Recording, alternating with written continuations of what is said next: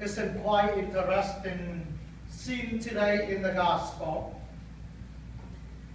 You know, there's a group, this is the last journey, or the last one, that Jesus will go to Jerusalem.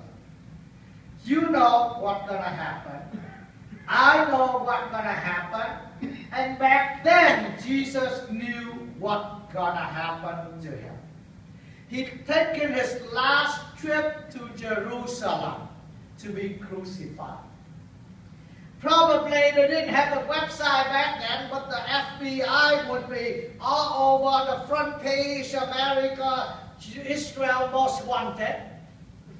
Maybe every post outfit had the picture of the dude with the long hair. Jesus the Nazarene, most wanted, $10,000 reward, I don't know. We call all one bulletins out there to catch the dude. So Jesus made his way to Jerusalem, probably quietly. Well, let me get that first. But he couldn't hid himself.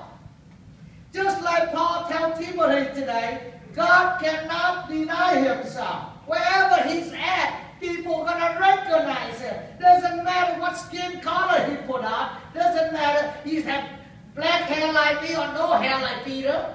Or gray hair like Peter, I got you buddy. Or gray hair like mine. It doesn't matter. They got the dude. So from a distance, a group, not just one person, but a group of people scream. And you know, this group of people, everywhere they go, people recognize them too. They're not a quiet group. You know why?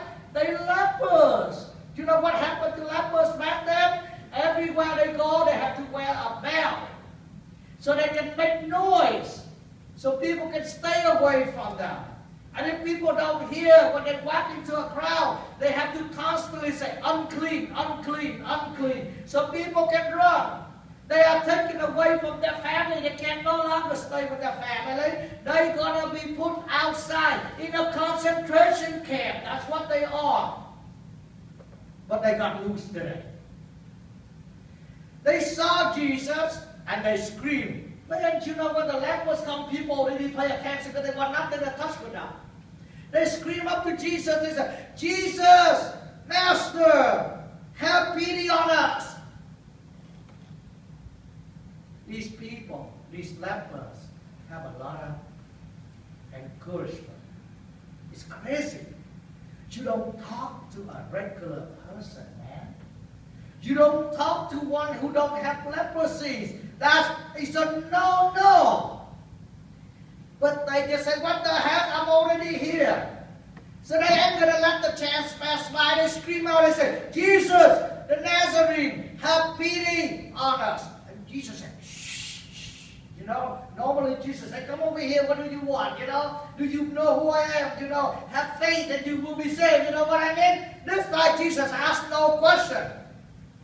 When he saw them, he said, go, show yourself to the preacher. Like, go, go, go, go, go, go, go, go, go, go. Yeah, you got it.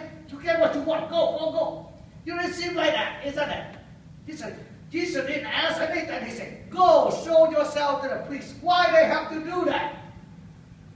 Well, because back then, the priest, when a person is having a leprosy disease, they have to go to a concentration camp.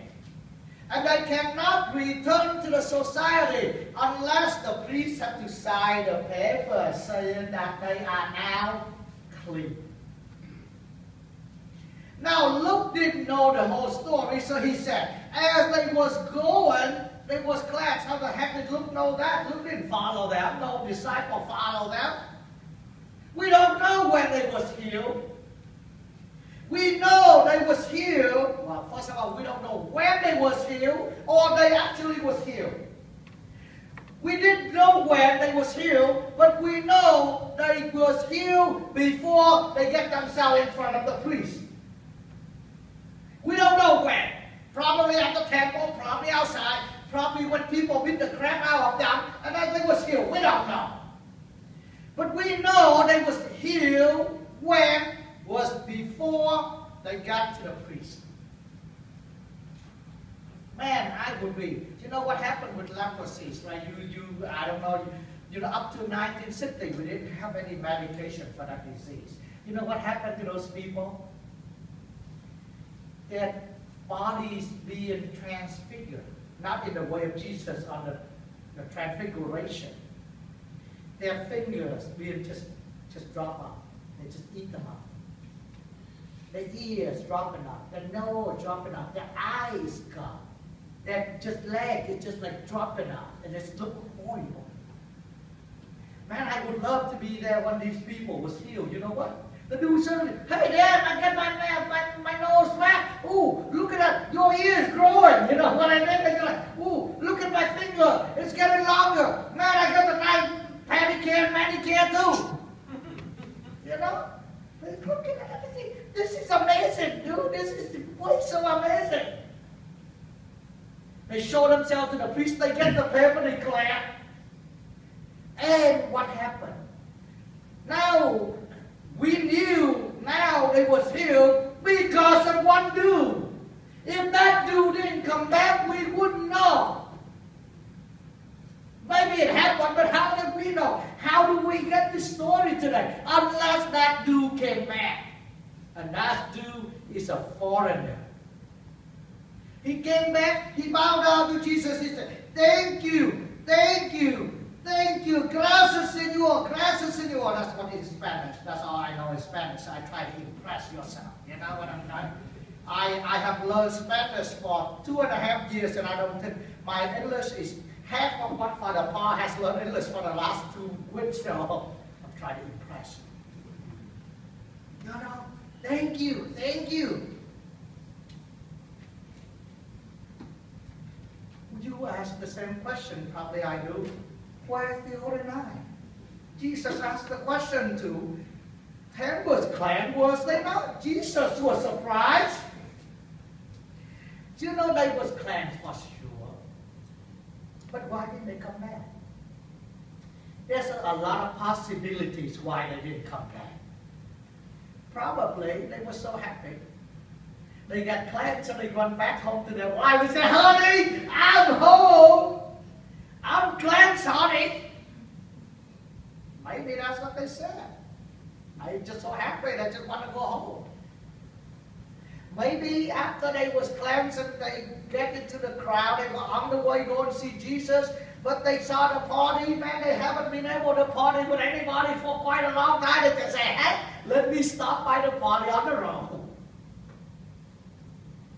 Maybe, or they didn't have a heart of gratefulness.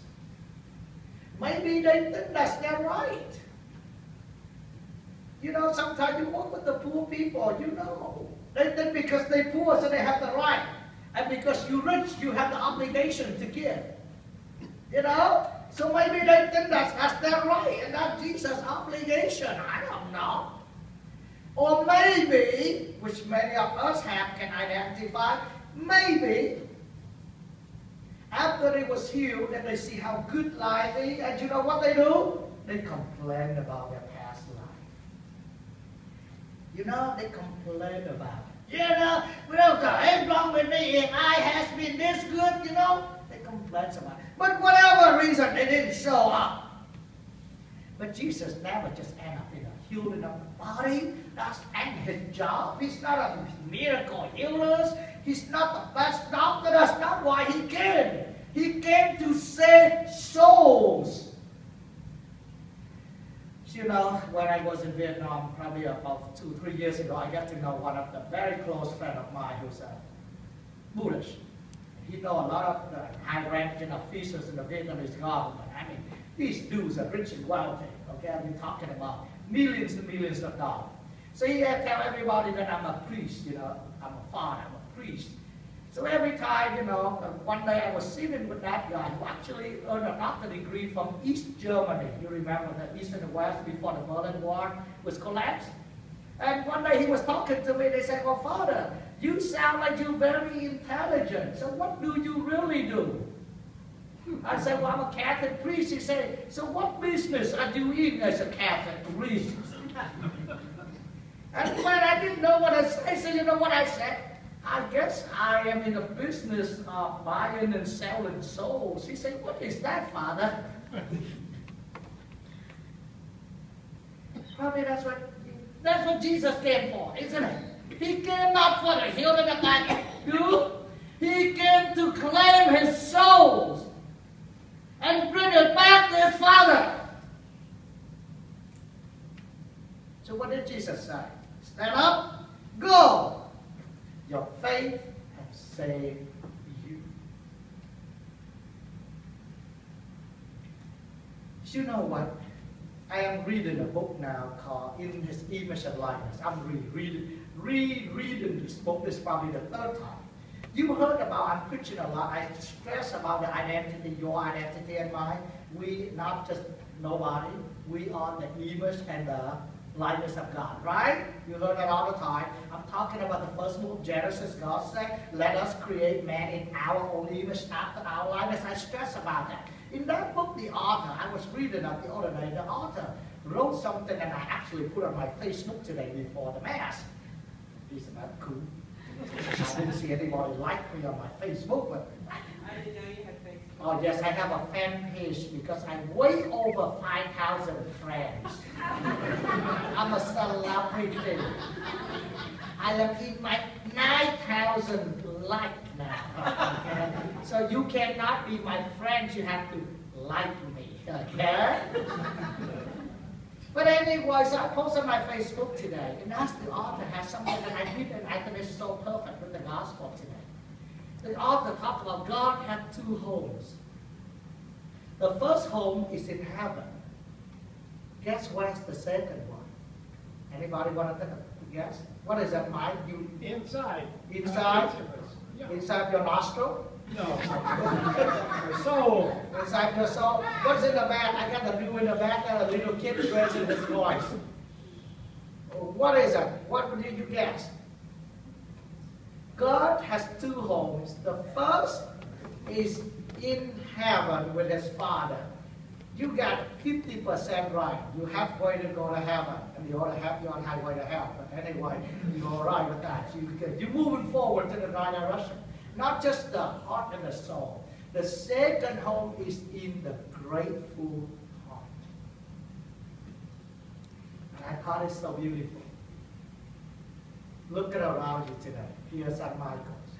We have 1, 2, 3, 4, 5, 6, 7, 8, 9 gringos. Am I right? 1, 2, 3, 4, 5, 6, 7, 8, 9, 10, 11. No, 11 gringos. Young and old. The rest of them, the Chinos, they call them. You know, that's the Philippines, the Vietnamese, the Chinese. Yeah.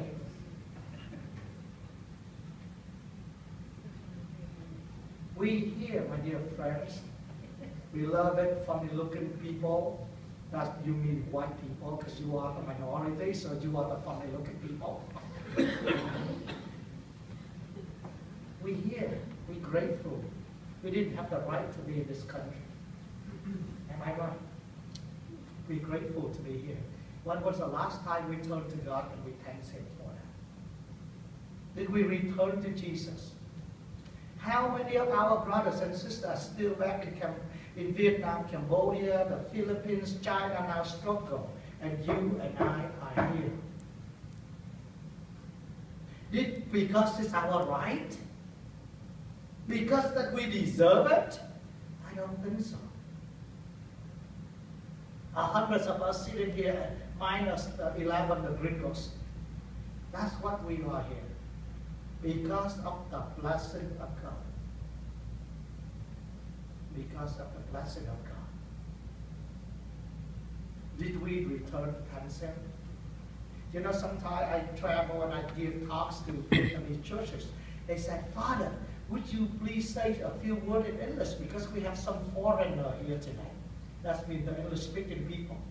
I said, what the heck wrong with you? You come to their country and you call them foreigner? Isn't that right? In Vietnamese, they always say, Cha cha, hôm nay cha nói tiếng Anh tại có mấy thằng ngoại quốc đó ở đây. Mình qua nước nó, mình kêu nó ngoại quốc, the heck wrong with that? Right? We came to the country and we call them foreigners. Just like our home. Sometimes that makes us laugh.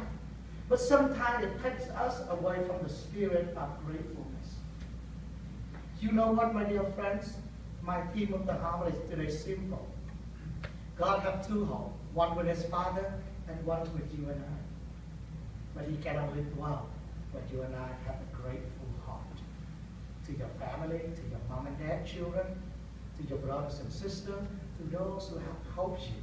And when you have that grateful heart, God stays within you. God made a home with you. When God made a home with you, let me tell you, no evil can conquer.